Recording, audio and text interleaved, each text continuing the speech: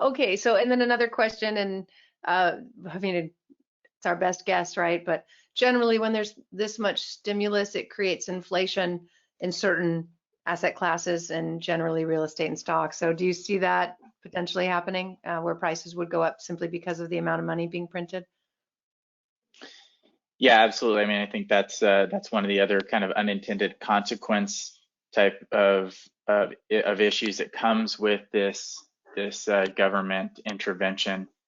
And so, yeah, I mean, I think there is a possibility of there being too much and it backfiring in some ways potentially. I mean, that the assets going up in value can be maybe good in the short term, but over the long term, that may be a not so good thing for the market. Yeah, I mean, we were already having problems with affordability, so Yeah. it'll be interesting. I mean, coming into this, man, you know, we're in the market of very affordable housing. You can barely build a house for what, what the purchase price is these days, but that was already really hard to find and limited supply. So I just think, like you said, it could aggravate the problem where prices continue to rise and rents continue to rise, and the gap between the haves and the have-nots increase. So that's, again, unfortunately, could be a consequence. Someone wants to know if, because of all this money printing, we would eventually see interest rates go into the double digits, and not in the foreseeable future, at least in my opinion. What do you think? Yeah, I would agree with that. Again, there may be more to that question, but yeah, we're in this pattern of low interest rates that it's hard to foresee. I mean, I'm sure it could happen, but it's hard to foresee that going away anytime soon. Okay, Peter says the U.S. bank home equity loans are available to 80% owner occupied. Wow. Okay, for occupy it for 6 months while you fix it, get in with 5% down, then rent it. Nice, good idea. Okay, someone said, finally found it. Bye, Dan. BuyDan.com. Boy, there was a lot of interest in that. Yeah, I mean, I got to look that up too. That's a good rate. So some questions about, well, and this would be in your category. I mean, a lot of people profited enormously from foreclosures, from auction.com, from buying notes, distressed notes. Do you see an uptick in distressed notes?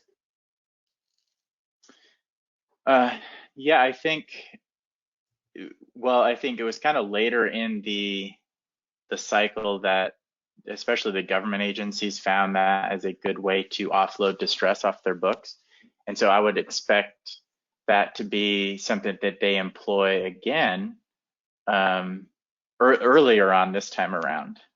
So yeah, I do think, with those delinquencies pretty much inevitably spiking as a result of this unemployment spike, that you're going to see more non-performing loans, and the government agencies are they've been doing it still, dealing with the last crisis, even been continuing to do it over the last few years, Fannie and Freddie. And so I'd expect them to, and it seemed to be an effective strategy for them to get that distress off their books. So I'd expect that to increase along with, and it's also a way for them to avoid the risk of the headline risk of a bunch of foreclosing on a bunch of folks, and basically offload that and let somebody else do it. Yeah, the banks don't want to go through that again. They're going to really avoid foreclosure as much as they can. It only hurts them, but they did the back of the room sort of selling the notes to, like you said, to get around that. So it could be a good time to at least understand the note buying business, to understand short sales if you're a real estate agent, to understand pre-foreclosure. I mean, it's always this would be a better time than, say, a year ago for sure for those things. And if you're a busy professional, that is what Real Wealth does, is we find people around the country that will do that for you if you're too busy to do it for yourself. And they're excited because they are seeing an uptick in inventory, just to a little tiny bit more leaning towards balanced, because they couldn't find anything. I mean, a year ago, we had people in the middle of a 1031 exchange and they needed to find replacement property, and there was nothing, and they're sitting there with these exchanges and they couldn't find anything. So now, I mean, we see this uptick in inventory and distressed inventory as a really, it will be maybe better for the market in some ways and maybe slow down that price growth that we're expecting that could make it even more, less affordable for people. So we'll see, we'll see. Lodi, California, by the wineries, new construction starting at low prices. That's, I know, we're in new construction too, and we're staying busy for these reasons. It's incredible. Let's see. Interest rates going down further. Do you see that coming?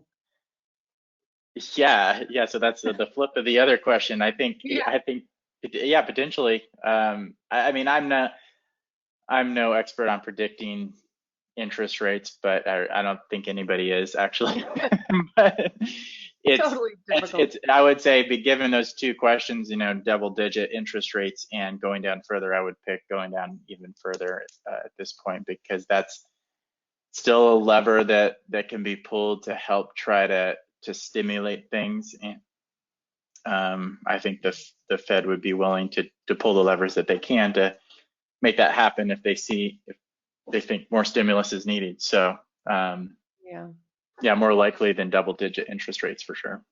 Yeah, I think so too. And love him or hate him, our president does sort of get his way when he wants it. So he's been saying he wants the Fed to go down to negative interest rates, and a lot of other central banks are doing that. So that kind of keeps things on par. But with that would potentially be lower long-term rates too. But at some point, lenders need to make a profit, and they're not going to make a profit at 1%. So we'll see. We'll see. But I would be with you that we could see rates go lower, but that shouldn't, in my opinion, preclude you from buying a good deal, because rates are still amazingly low. So you can get into a loan right now, but you can refi it if it goes down later, and it's even a better deal then. So yeah, that's absolutely right.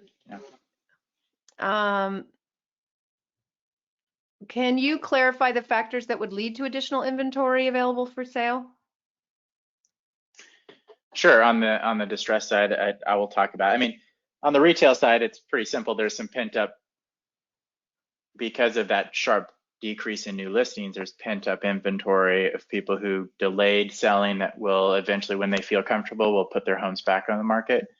On the distress side, it's the artificial, I guess you call it artificial, but the government imposed moratorium on inventory. Basically, you can't, we're not doing foreclosure auctions because of this crisis for a limited period of time.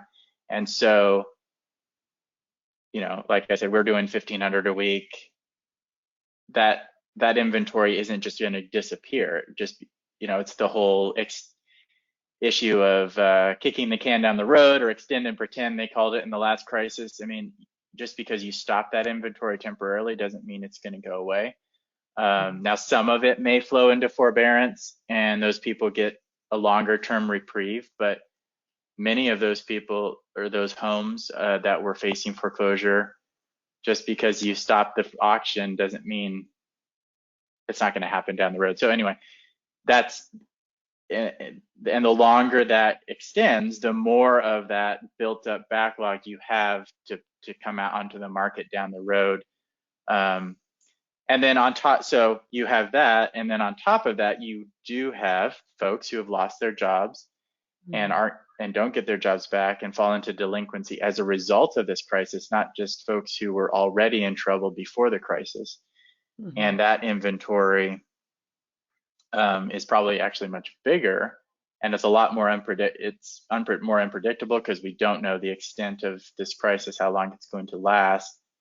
But that's more likely to hit further down the road, 12 to 18 months down the road, with that stuff. And that's depending, if you look at, as Rick and I were talking about, I'll throw out some numbers here. And again, this is not, certainly I don't have a crystal ball, but when we run the regression models on this, that could be anywhere from 1.5 million to 4 million. It's a huge range depending on how the relationship between unemployment and delinquency. that we could see hitting with that bigger inventory down the road in 12 to 18 months. And it's not going to all hit at once, but over a period of time. To put that in context, so that's 1.5 to 3 million.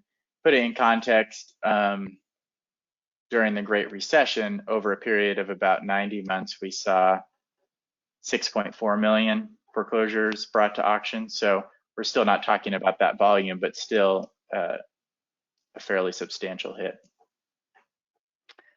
Okay, and then finally, any guess on what might happen to all the high density housing being built in California and everywhere? So many high-rise condos coming in and big cities across the country. So as more employees decide to work from home and also just want to have a yard, you know. Yeah. Yeah, I'd love to hear what you think on that too, but I would just say this is really all, to me, this is speculation at this point. I haven't seen a lot of data around this, but yeah, there does seem to be this thought that folks will want to get out of high density and move to lower density because of the nature of this crisis has awakened people to the fact that there's risk involved in living close to people in terms of this health risk. And so that certainly could benefit the lower density, single family, suburban type of environment as opposed to the higher density urban environment. It suddenly becomes so cool to live in the suburbs. Okay. Or even go rural. Final comment. Someone said, come on, Daren, you're at auction.com. Of course you have a crystal ball. And I want to say I have one too, because my husband was so tired of me saying that he bought me one. So I actually literally have a crystal ball. All right. Well, thank you so much. I know we're going to be on again in a couple hours on another one, but that's right. So anyone, yes. I know there's a lot of people that have not joined the network here. So if you haven't, you just go to realwealth.com. You can join, it's free. We'll have this uploaded there, plus a bunch of other webinars and lots and lots of information on how to get started and data on different cities. So just go to realwealth.com and you can join for free. All right, Daren, thank you and have a wonderful Thank you so much, Kathy. Take care. Thanks, everyone. Bye-bye.